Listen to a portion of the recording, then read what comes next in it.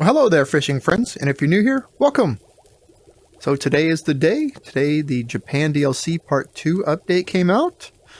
And not only did they have an update for the Japan DLC Part 2, but if you had Japan DLC 1, you got a little bit of extra fish and stuff in there too. So there's going to be some new additions to both if you get the Part 2. And if you don't even get Part 2, you're going to get some cool stuff for Part 1. So we'll kind of look through here real quick. What's this come with? We got your 10 new locations. You got 25 species of cephalopods, including epics and rare. Cephalopods are like octopus and squid. You get a new lure, EGIA, and it's kind of a rainbow lure. It's supposed to be good for cephalopods. However, it's not listed as one of their favorites on any of the fish, so I'm kind of confused on that one. But it's supposed to be, it is the fastest dropping lure, so it sinks the fastest out of all the other lures. And if you catch all the cephalopod species, you receive a Japanese spider crab. Alrighty, and we'll look at some of the fish, the shadows, and I'll go over some of the cool stuff that you'll get with without getting the DLC, some of the cool fish that you'll get just if you have a Japan DLC 1. So let's go ahead and pull up our fish here. And we'll turn off those. Let's just go to part 1, see if there's any new shadows in here. You got a new epic there. New epic there. So you'll have a few freshwater epics that you can catch without buying the DLC. And there's some more here, here, and here. And there's quite a few on saltwater as well. We'll go down and look at saltwater here shortly. One of the other things I want to take you in to show, let's go ahead and go to the store. Let's look at our baits. There we go, lure fishing baits. Go to the very end, there's the EGIA. That's the new lure. That's supposed to be good for the cephalopods. Again, that's for the octopus and the squid. So it is a very fast sinking. The one previous to that was the metal jig. That was the second, or was the fastest, and now it's second fastest. So let's go ahead and go in here. All right, so let's talk about what some people are going to have some issues with. As you can see, I am using my RealVR fishing avatar. However, you have the ability to use your meta avatar. Now, personally, I like the RealVR fishing avatar better. I like having my watch on my hand here. I like the ability to use two hands. Now, if you use your meta avatar, they're limited to what meta allows them to use. You know, you got your meta abilities on what you can do with their avatars. And right now, you're restricted to fishing with both hands if you use the meta avatar. So if you're a two-handed fisher, you can use the meta avatar and you might not have any problems. However, if you are a one-handed fisher, you're going to want to go back to using your RealVR fishing avatar. I like the hands and everything better on here. Let me go ahead and switch over to my meta avatar so you can kind of see the differences on that. All right, so here I am. I am my meta avatar. I'm sitting on the floor, it looks like. Let me go into my settings and make some adjustments real quick.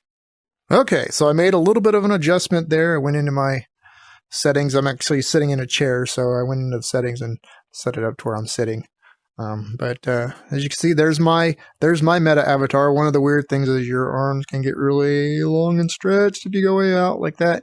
But yeah, so when you're looking in the mirror, it's kind of messed up right now. As you can see, my arms are behind me. There's a few glitches going on here. But yeah, that's the difference with using your meta avatar. Let me go ahead and refresh. Let me go into the other room. I believe that'll probably refresh me and maybe my arms will get fixed. Okay, so here we are. Now I have my meta avatar arms. Everything is back to normal. As you can see, you don't get gloves. You get your hands, and you do have to fish two-handed. You have to have both controllers in order to use your meta avatar. And there's a few glitches going on with it.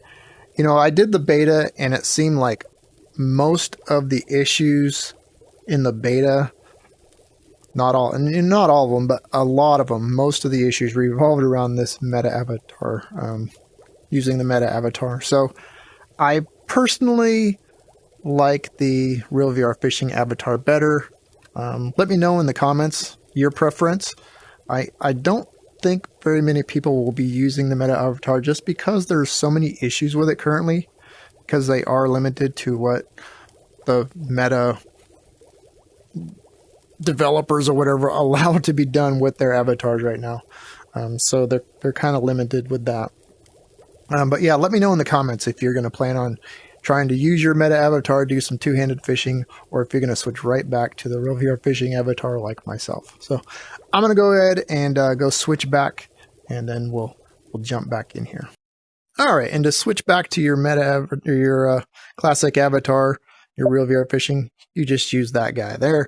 And hey, look at that. Now I'm back up to normal size. Well, I'm a little taller than normal, but I have everything set to the highest it can go. But yep. And I'm back to, I got my cowboy hat on. Yeehaw! I need to change my shirt. It's no longer Halloween. I need to change my shirt. Okay, so here we are in Lodge B. As you can see, they took the stairwell out. There's no more stairs here. Now your door is right here on the bottom.